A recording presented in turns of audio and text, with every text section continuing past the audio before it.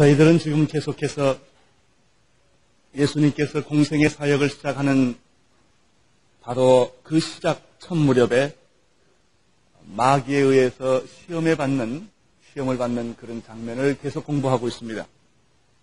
첫 번째 예수께서 당하셨던 시험은 육체적이고 물질적인 그런 종류의 시험이셨습니다. 이 시험은 특별히 인간의 본능에 호소하는 시험입니다.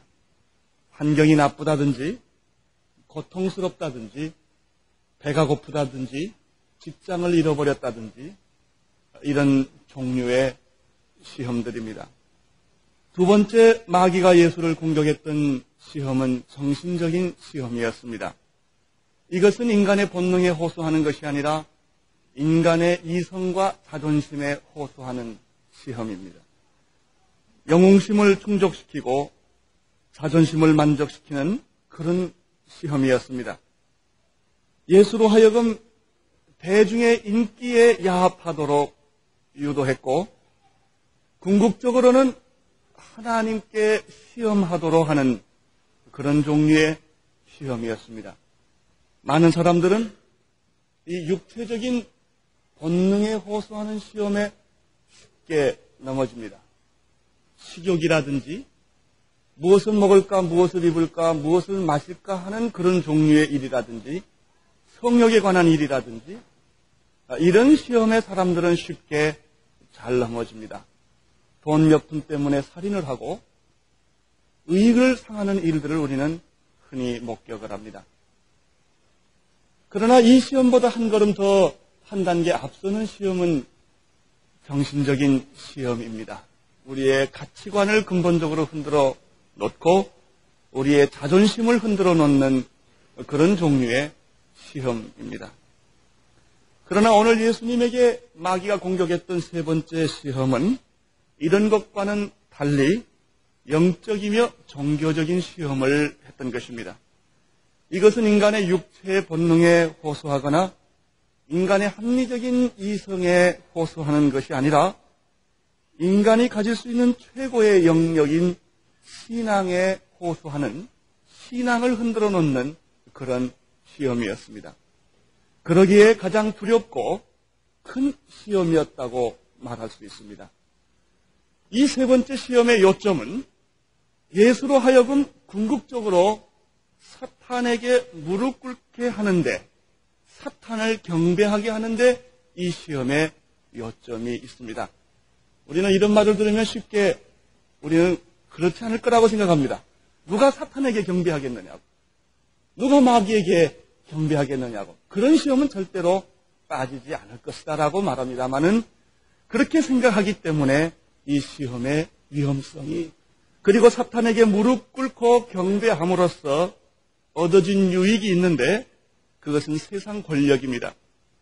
우주의 권력입니다. 이 세상 권력과 세상의 방법을 가지고 내가 하나님의 아들 메시아임을 증명하라고 하는 마귀의 도전이었습니다.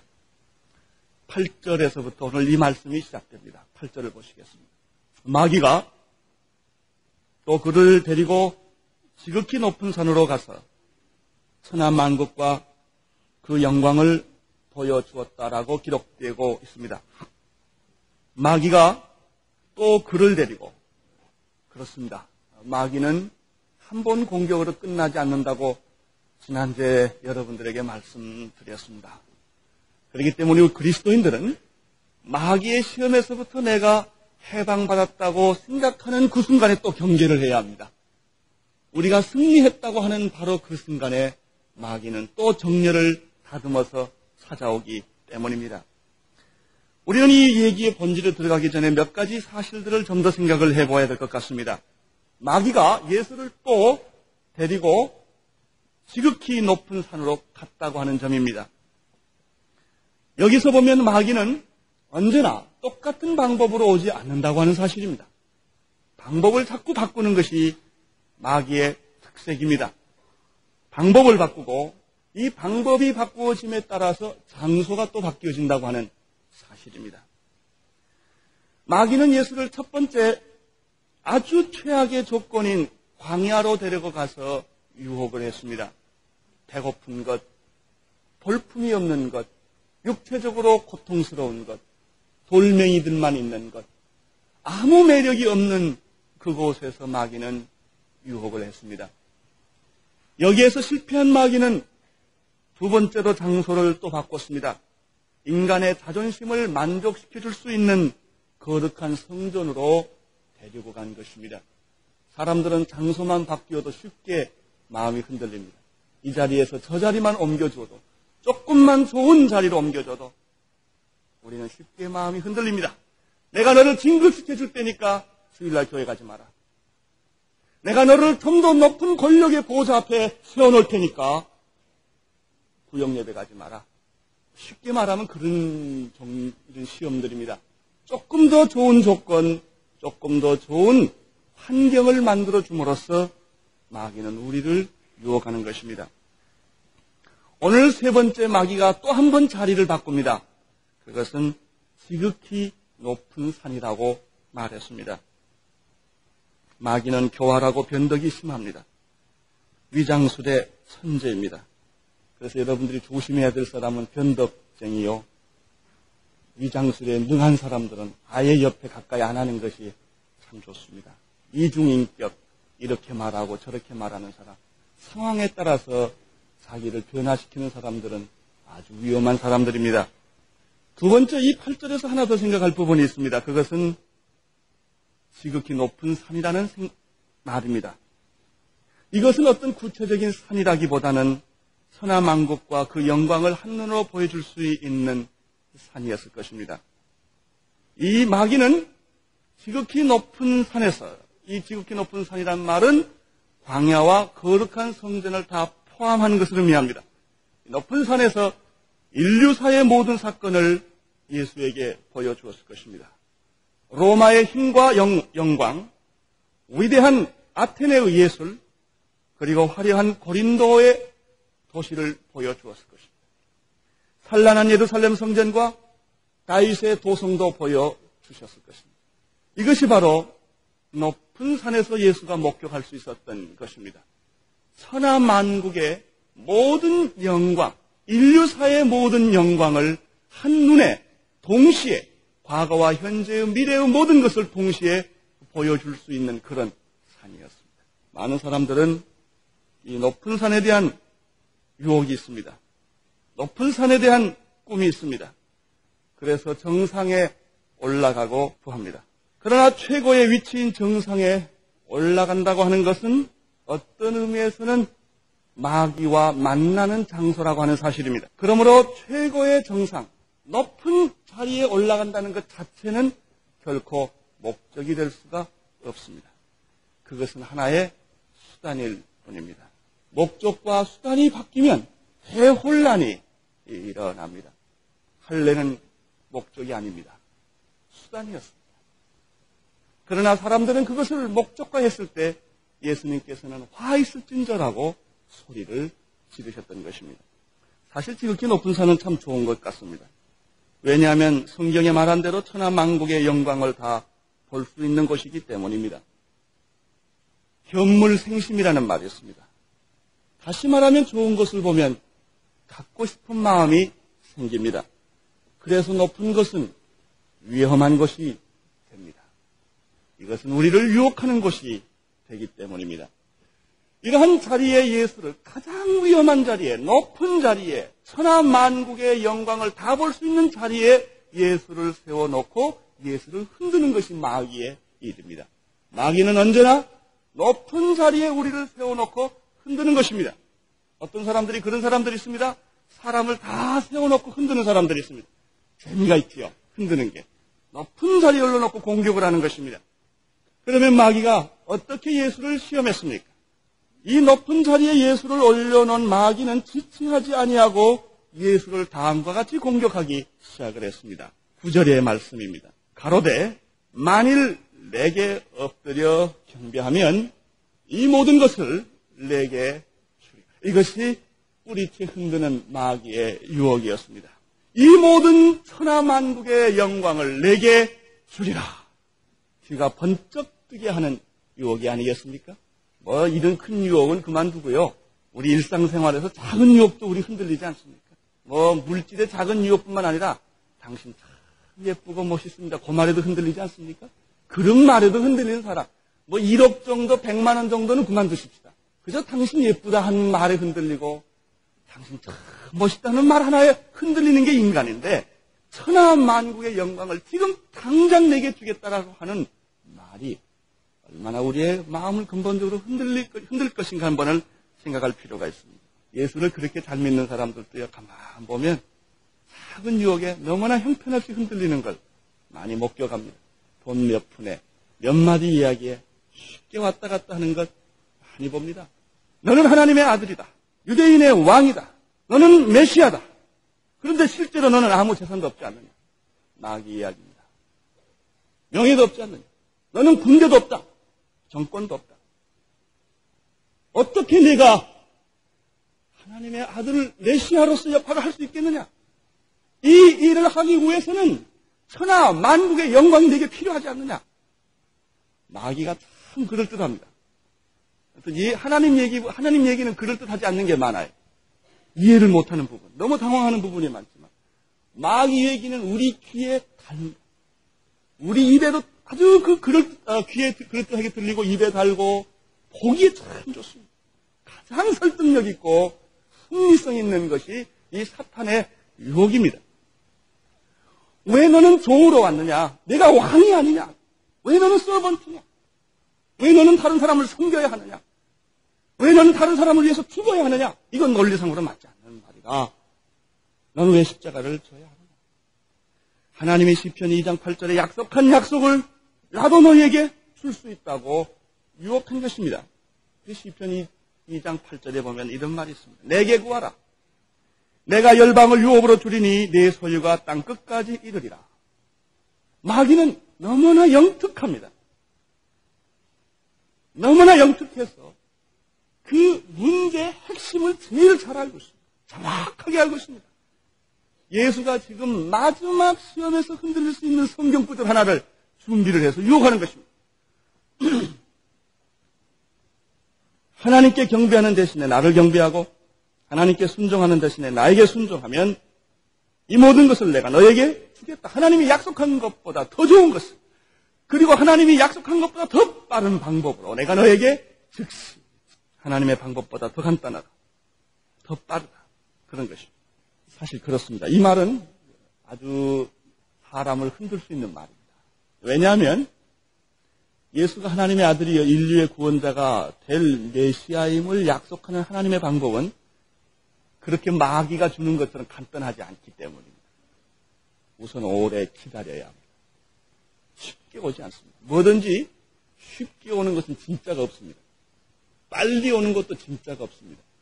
제가 늘 얘기하지만 아기는 10달을 익혀야 합니다. 어머니 뱃속에.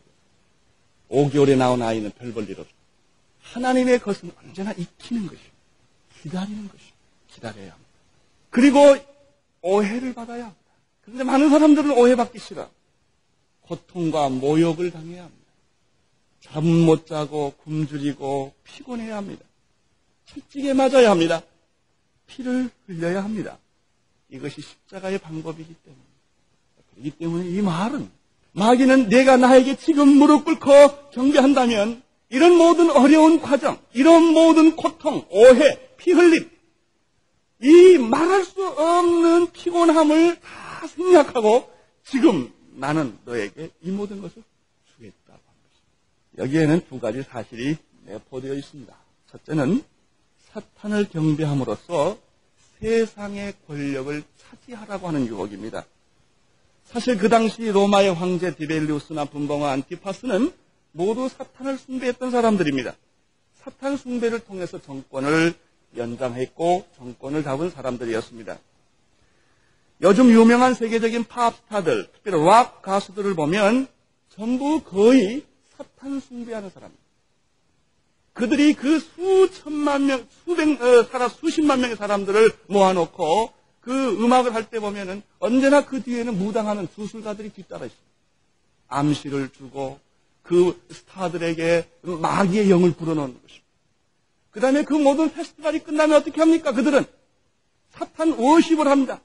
사람들 다 보낸 다음에 거기서 그들은 십자가를 조롱하고 그리고 그들은 뱀을 가지고 피를 흘리가면서 마귀 숭배한다. 마귀 가면을 쓰고 이것이 그들의 축제입니다. 그들은 인기와 사탄과 바꾼 것입니다. 이것이 대부분 요즘 세상의 문화를 지배하는 하나의 모습들입니다. 사탄을 경배함으로 인기를 주겠다. 사탄을 경배함으로 권력을 주겠다. 사탄을 경배함으로 돈을 주겠다. 이런 방법입니다. 이 말 속에는 또 한 가지 사실이 내포되어 있는데 사탄이 준 세속적인 힘을 가지고 내가 하나님의 아들됨을 증명하라고 하는 유혹입니다. 이렇게 말하면은 우리 교회는 그런 거 안 한다고 이렇게 쉽게 말할 수 있지만 제가 다음과 같이 말하면 동의를 할 것입니다. 돈의 힘, 과학의 힘, 정보의 힘, 정권의 힘으로 전도하자. 그렇게 하지 않아요? 이런 거 다 이용해서 전도하자. 그 필요하거든.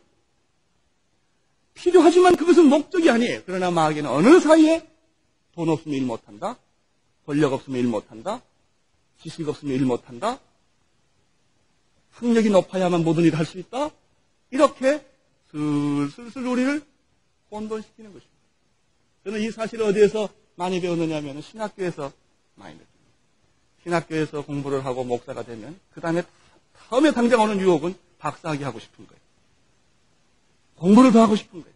내가 목회자가 되려면 공부를 많이 해서 그 지식으로 박사학위로 설득하라고 하는 그 유혹을 거의 모든 교육자들은 다 받습니다. 그러나 그걸 가지고 전도하는 게 아닙니다. 그게 필요합니다. 그러나 그것이 전도의 요점은 아닙니다. 성령의 능력인 것입니다. 하나님 앞에 사로잡힌 힘으로 복음을 전하는 것입니다. 그런데 그것을 슬쩍 바꾸도록 유도합니다. 이런 유도라고 생각할 수가 있습니다. 엄청난 트릭이, 이 함정이 이 안에 있습니다. 결국 마귀가 원하는 것은 무엇입니까? 궁극적으로 자기에게 경배하고 무릎 꿇기를 바라는 데 있습니다. 이것이 마귀의 목적입니다. 예수 믿는 사람들에게도 마귀가 들어오는 것은 간단합니다. 첫 번째, 예수 믿는 사람에게도 마귀가 들어와서 공격할 때 보면은 자기를 섬기도록 만드는 것입니다. 어떤 모습으로든지 예수 믿는 사람도 하나님도 믿지만 마귀도 섬기도록 유도하는 것. 두 가지를 다 하게 하는 것입니다. 그리고 마귀가 여기에 자신이 붙으면 두 번째 유혹하는 것은 자살입니다. 죽어라. 마귀의 마지막 카드는 자살입니다. 그래서 믿는 사람도 죽고 싶은, 자살하고 싶은 이 충동을 막 심어넣어주는 것입니다. 여러 가지 현상으로, 여러 가지 이유로 너 죽어라. 살 이유가 없다. 자살을 해야만 마귀는 그 영혼을 뺏어갈 수 있기 때문에. 첫째는 자기를 섬기게 하고, 첫째는 하나님도 섬기고 마귀도 섬기게 하다가 궁극적으로는 자살하는 마음을 갖도록 우울증을 심어주고 비참한 마음을 심어주고 패배감을 심어주고 열등감을 심어주어서 결국은 예수를 믿어도 하나님을 내가 암만 믿어도 너는 세상에 살 가치가 없다. 죽는 것이 제일 좋다. 이렇게 마귀는 우리를 끌고 들어가는 것입니다. 그래서 많은 사람들이 이 유혹에 넘어가기로 우리의 신앙을 흔들어 놓는 마귀의 속성을 이 본문에서 몇 가지 찾아볼 수 있습니다. 마귀는 이 세 번의 유혹, 특별히 세 번째 유혹에서 발견하는 것은 마귀가 접근할 때는 언제나 세속적인 힘을 가지고 접근한다라고 하는 사실입니다. 신앙보다는 사업을, 그래서 교회는 신앙보다 사업을 많이 하기를 자꾸 유도를 합니다. 정직보다는 슬슬을 필요하지 않느냐, 잠깐 거짓말하면 되지 않느냐. 성경책을 읽기 위해서 촛불 하나 훔치는 것도 괜찮지 않느냐. 이렇게 술수를 가리킵니다. 가난한 순결보다는 부유한 타락이 낫지 않느냐라고 유혹합니다. 세속적인 부, 정치적 권력, 건강, 사업, 명성 등의 방법으로 마귀는 우리에게 접근해 온다고 하는 사실입니다. 그러나 이 모든 것은 헛된 것이고 거짓입니다. 두 번째, 사탄은 오늘 이 본문에서 접근해 온 방법을 보면 거짓 약속을 잘한다고 하는 사실입니다. 모든 것을 내게 주겠다. 이것이 마귀가 약속한 약속입니다. 하나님도 약속하지만 마귀도 약속합니다. 내가 나한테 경배하면 이 모든 것을 주겠다. 사탄은 우리에게 번영을 약속합니다. 물질적인 번영을 약속합니다. 그래서 여러분이 조심할 것은 우리가 예수 믿고 잘 되는 거 참 좋지만 번영하고 잘 되는 거 참 좋지만 기복신앙의 위험이 여기 있다는 것입니다. 예수 믿고 건강하고 예수 믿고 사업 잘 되고 예수 믿고 오래 살고 예수 믿고 모든 것이 잘 되는 거, 이 번영신앙 굉장히 이게 중요한 축복입니다만은 잘못하면 마귀가 쓸 수 있는 가장 큰 무기라는 사실을 여러분은 꼭 아셔야 합니다. 우리는 잘 되어야 합니다. 축복받아야 합니다. 그러나 그것을 마귀가 이용할 수 있는 제일 큰 무기라는 사실도 동시에 알아야 합니다. 모든 것을 다 주겠다고 하는 마귀는 사실은 그것이 모든 것을 다 줄 수 있는 것이 아니라 실제는 거짓말입니다. 여러분, 태초에 마귀가 이브에게 약속을 했습니다. 내가 선악과를 따먹으면 누구처럼 될 것이다. 하나님처럼 될 것이라고 약속을 했습니다. 하나님이 너더러 선악과를 먹지 말라고 하는 것은 내가 그 선악과 먹으면 하나님처럼 되니까. 하나님의 권력과 하나님의 영광을 내가 다 갖게 되니까 하나님이 질투가 나서 그거 갖지 말라고 먹지 말라고 하는 것이다. 너 먹으면 하나님처럼 될 것이다 라고 마귀가 약속했습니다. 이분은 선악과를 따먹었습니다. 그 결과 어떻게 됐습니까? 이분은 하나님처럼 된 게 아니라 마귀처럼 되어버렸습니다. 이것이 마귀의 약속입니다. 마귀는 처음에 그럴듯한 것을 약속합니다. 그러나 이론적이고 합리적이고 신앙적으로 옵니다. 멋있게 옵니다. 그러나 결과를 보면 언제나 형편없는 가장 치욕스러운 위치에 떨어져 있다고 하는 사실입니다. 세 번째, 이 본문에서 보면 마귀는 이런 속성을 하나 발견합니다. 모든 것을 주겠는데 고난 없이 주겠다고 하는 것이 마귀의 유혹입니다. 나에게 무릎 꿇고 경배만 하면 이게 얼마나 쉬운 일이에요. 단순한 거죠? 모든 것을 주겠다. 고난도 없이, 기다림도 없이, 아픔과 고통도 없이 이 모든 것을 다 주겠다. 이것은 진짜 새빨간 거짓말입니다. 진리란 언제나 대가를 치러야 합니다. 고난 없이 되는 것이 없습니다. 참금은, 순금은 재련의 과정을 거쳐야 합니다. 신앙이라고 하는 것은 고난을 통해야만 성숙해집니다. 고난 없이 되는 것이 없습니다. 그래서 고난받는 것이 내게 유익이라. 참 유익입니다. 밤 2시나 3시에 일어나서 통곡할 만큼 자존심의 상처를 받아봐야 합니다. 찢어지도록 아픔도 겪어봐야 합니다. 하는 견딜 수 없는 일들을 겪으면서 인격은 성숙하고 세련되는 것입니다.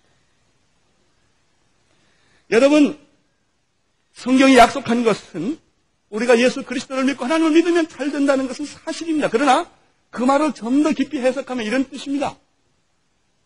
예수 믿고 내가 잘 된다는 것이 아니라 예수 믿고 내가 고난을 받아서 다른 사람을 잘 되게 한다는 것입니다. 내가가 아닙니다. 예수 믿고 내가 가난해져서 다른 사람을 부유하게 해준다. 이것이 참 축복입니다. 그러나 모든 사람들은 그것을 자기에게 적용시키고 있습니다. 아닙니다. 십자가를 짐으로 인류가 구원을 받듯이 내가 진리를 위하여 고난을 받음으로 다른 사람에게 평안을 주고 자유를 주는 것입니다. 내가 억울함과 누명과 오해를 받음으로 진리가 이 땅에 오게 하는 것입니다. 이것이 팔복이 나타난 얘기입니다. 팔복을 이제 우리가 다음에 공부를 하겠습니다만 팔복의 성품을 보면 전부 그런 것들입니다. 자, 그럼 이러한 엄청난 유혹을 예수님은 어떻게 이기셨을까요? 10절에 그 해답이 있습니다. 10절을 보십시오. 사탄아 물러가라. 기록되었을 때 주 너희 하나님께 경배하고 다만 그를 섬기라 하였느니라. 첫 번째, 예수님은 이러한 마귀의 유혹 앞에서 맨 처음에 그가 물리친 첫 번째 비결은 단호한 거절과 마귀에 대한 대적입니다. 사탄아 물러가라. 예수님은 우물쭈물하지 않았습니다. 타협하지도 않았습니다. 조금 더 눈을 돌리지 않았습니다. 그리고 즉각 사탄아 물러가라 하고 말했습니다. 이 말씀은 마태복음 16장 13절에 나옵니다. 예수님께서 이렇게 가이사라 빌립보에서 묻습니다. 이 모든 사람들이 나를 누구라 하더냐? 더러는 세례 요한, 더러는 엘리야, 더러는 선지자 중에 하나라 하더이다. 예수께서 너는 나를 누구라 하느냐? 뭐라고 말했습니까? 주는 그리스도시요 살아계신 하나님의 아들이시니라. 예수님이 너무나 좋았어. 베드로야 그러지 않았습니다. 풀네임을 불러줬습니다. 바요나 시모나. 너무 좋았어. 이를 알게 하는 것은 내가 아니라 혈육이 아니라 성령님께서 이렇게 알게 해주셨다. 최고의 칭찬을 받았습니다. 최고의 대답을 했고 최고의 칭찬을 받았습니다. 아마 이때 베드로가 우쭐했을 것입니다. 이때 마귀가 또 들어온 겁니다. 최고의 고백을 했을 때 늘 조심하십시오. 최고의 헌신을 했을 때 늘 조심하십시오. 최고의 진리를 말했다고 했을 때 늘 조심하십시오. 내가 조심할 것은 이 설교 끝난 다음입니다. 이거 알아야 됩니다. 여러분, 그때 예수께서 너무나 좋아서 베드로만은 이해할 줄 알고 내가 십자가에 죽어야 하리라고 비밀을 가르쳐줬어요. 그랬더니 베드로가 주여 그럴 수 없나이다. 당신은 절대로 죽을 수 없나이다. 이렇게 말했을 때 예수님의 말이 급작스럽게 변합니다. 사탄아 물러가라. 최대의 고백을 했던 베드로가 졸지에 사탄이 됐습니다. 조심하십시오. 야고보서 4장 7절에는 마귀를 대적하라 그리하면 너희를 피하리라고 말했고 베드로전서 5장 8절에도 근신하라 깨어라 이렇게 말했습니다. 자, 이 시간에 이 본문이 지나가기 전에 한번 우리 연습할 게 있어요. 다 가슴에 한번 손을 대보세요. 저 따라하세요. 더럽고 수악한 귀신들아 내게서 떠나라. 사탄아 내 안에서 물러갈지어다. 아멘. 이거 여러분 자주 해야 됩니다. 마귀야 물러가라. 사탄아 물러가라. 이 교회에서 물러가라. 우리 가정에서도 물러가라. 내 영혼에서도 물러가라. 자주 우리는 이 말을 예수님처럼 외쳐야 합니다. 근데 너무 잘못 외치면 다른 사람 미쳤다고 그러니까 조심스럽게 외치긴 하십시오. 그러나 끊임없이 안목의 정욕, 육신의 정욕, 이성의 사랑이 나를 휩쌀 때 마귀야 물러가라라고 여러분은 외쳐야 합니다. 첫 번째 예수님의 비결이었습니다. 두 번째 예수님의 비결은 기록된 말씀으로 물리쳤다는 사실입니다. 예수님은 시종일관 말씀으로 마귀를 대적했습니다. 예수님은 신명기 6장 13절의 말씀을 인용했습니다. 주 너희 하나님께 경배하고 다만 그를 섬기라. 예수님 보면 놀랍습니다. 어쩌면 그렇게 때에 맞춰서 정확하게 말씀으로 마귀를 물리치시는지. 우리는 성경을 열심히 외웠지만 어디 쓸 데가 없어요. 성경 공부 그렇게 1:1 했지만은 마귀 시험은 깜깜해요. 무슨 소리인지 하나도 안 들려요. 화가 나고 환경에 빠져서 인간적으로 분하고 왔다 갔다 하고 욕하고 한참 하고 난 다음에 야 이거 내가 뭐가 잘못되긴 잘못됐나 보다 이렇게 생각합니다. 시험이 올 때 말씀으로 바로 적용을 못합니다. 이게 우리의 비극입니다. 여러분 시험이 오면 말씀이 그냥 생각이 나요. 그 말씀으로 그 유혹을 물리쳐야만 합니다. 예수님은 언제나 적절하게 말씀을 사용했다는 사실. 참 놀라운 일입니다. 대부분의 사람들은 성경 말씀에 자기 생각을 성경 말씀에 자기 생각을 순종시키는 사람이 있는 반면에 어떤 사람은 불행하게도 자기 생각에다가 성경을 갖다 붙이는 사람이 있어요. 둘 다 비슷해요. 성경 말씀 말하는 것은 똑같은데 가만 들어보면 자기 생각을 성경에 순종시키는 사람이 있고 어떤 사람은 자기 성경을 자기 생각에다 순종시키는 사람. 여러분들이 이걸 가리켜 영국적 분별력이라고 그럽니다. 그걸 잘 봐야 돼요. 자기 생각에다가 성경을 합리화시키고 있는 것인가? 아니면 성경 말씀에 내 생각을 순종시키고 있는가입니다. 예수님은 말씀에 기초하여 마귀를 대적했습니다. 하나님만 경배하고 그를 섬겨라. 하나님만을 경배하고 그를 섬겨라. 이 말씀 속에서 배울 게 또 하나 있어요. 하나님만을 경배하고 그를 섬겨라. 이 말은 하나님을 섬기지 않으면 무슨 일이 납니까? 마귀 숭배가 일어납니다. 사람들은 하나님을 숭배 안 하면 경배 안 하면 괜찮은 줄 압니다. 그러나 하나님을 경배하지 않는다는 말은 마귀를 숭배하고 있다는 말입니다. 여러분 주일날 교회 와서 하나님께 예배드리지 않으면 뭘 하겠습니까? 무슨 이유든지 딴짓하고 있을 것입니다. 성경 읽을 시간에 성경을 안 읽으면 뭘 하겠습니까? 딴짓합니다. 하나님을 생각하지 않으면 마귀를 생각하고 세상을 생각하기 마련입니다. 마귀라는 말은 생각하기가 어려우니까 마귀로 둔갑한 세상, 마귀로 둔갑한 자기, 이런 노예가 되고 맙니다. 예수님은 말씀으로 이 세 번의 시험에서 승리하셨습니다. 이 승리를 통해서 예수님의 생애 세 가지 중요한 교훈을 그는 적용했습니다. 첫째, 자기를 위하여 결코 사람들을 물질로 유혹하지 않았다는 사실. 이것이 예수님의 3년의 공생에서 보여준 원리였습니다. 예수님은 절대로 돈으로 사람을 매수하거나 육체적인 어떤 쾌락과 육체적인 어떤 안일함을 줌으로써 자기의 메시아됨을 증거하지 않았습니다. 이것이 예수님의 생애입니다. 두 번째, 그 전에 그 오병이어의 5,000명을 먹이실 때도 절대로 인기를 끌기 위해서 5,000명을 먹이지 않았습니다. 그리고 그는 언제나 하늘의 양식인 생명의 떡을 생각하고 살았습니다. 이것이 예수님이 배웠던, 적용했던 일입니다. 두 번째는 예수님은 자기를 위해서 기적을 베풀거나 사람들을 선동하지 않았습니다. 예수님은 기적을 베풀었습니다. 병을 고쳐주었습니다. 귀신을 쫓아주었습니다. 많은 사람들을 도와주었습니다. 그러나 결코 그것이 자기를 위해서 하지 않았습니다. 심지어 예수께서 십자가에 못 박혀 돌아갔을 때 사람들은 뭐라고 말했습니까? 내 자신이나 구원하라고 그랬습니다. 그러나 그 기적을 예수님은 자기가 편하고 자기가 행복한데 그 기적과 능력을 쓰지 않았다고 하는 사실입니다. 이것이 예수님의 생애에서 발견할 수 있는 일입니다. 오히려 그렇게 사람들이 자기를 메시아로 삼고 영웅으로 삼으려고 했을 때 예수님은 민중을 피하셨고 그들의 제의를 거부하셨습니다. 가룟 유다의 제의를 거부하셨습니다. 이 돈을 팔아서 가난한 사람을 나눠주자고 했을 때도 예수님은 그 제의를 거부하셨습니다. 세 번째, 예수님의 생애를 통해서 또 배우는 것은 세속적인 힘을 이용해서 선교하지 않았다고 하는 사실입니다. 오히려 그는 십자가에 처형되어서 죽는 방법을 택하셨습니다. 그것이 미션이라고 하는 것입니다. 순교가 선교다. 그는 그 방법을 택하셨습니다.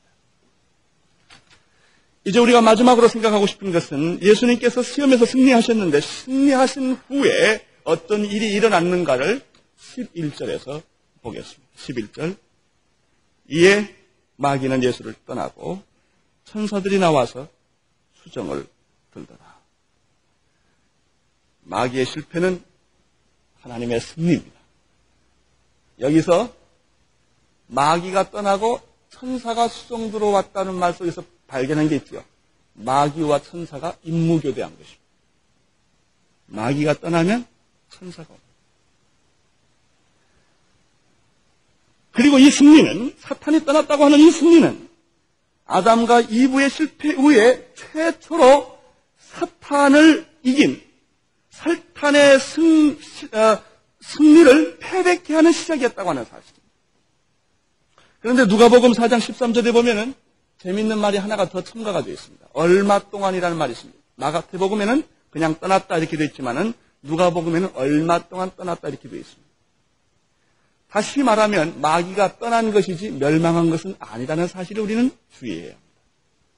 여기서 마귀가 완전히 죽은 것이 아닙니다. 십자가와 부활에서 마귀는 치명타를 입었습니다. 그러니까 예수님이 십자가에 못 박힐 때까지 마귀는 지속적으로 마귀를 공격했다는 얘기입니다. 그러나 십자가에서 마귀가 완전히 죽은 것도 아닙니다. 치명타를 입었을 뿐입니다. 계시록 20장 10절에 나타난 것처럼 최후에 그는 하나님의 영원한 심판 앞에서 패배를 당할 것이며 영원한 형벌에 들어가게 되는 것이 마귀의 운명입니다. 그러나 믿음이 없는 사람들에게는 마귀는 제한적인 활동을 지금도 하고 있습니다. 마귀가 떠났을 때 천사가 수정 들더라. 저는 이 말을 오래 묵상을 했습니다. 마귀가 떠난 후에 천사가 수정 들더라. 성령이 임재한다는 것은 많이 우리가 알지만 천사가 임재한다는 말을 그렇게 많이 우리가 실감을 못합니다. 그러나 나는 분명히 믿습니다. 천사가 있음을 믿습니다. 천사가 지금도 일하고 있음을 믿습니다. 예수님의 탄생 때부터 천사가 나타나서 얼마나 사역을 도왔는지 모릅니다. 열왕기상 19장 5절 6절에 보면은 엘리야가 이사벨에게 쫓겨서 절망적인 상황에 임했을 때입니다. 로뎀나무 앞에서 하나님 앞에 하나님 나를 죽여주십시오. 죽고 싶습니다라고 말했을 때 하나님이 어떻게 했습니까?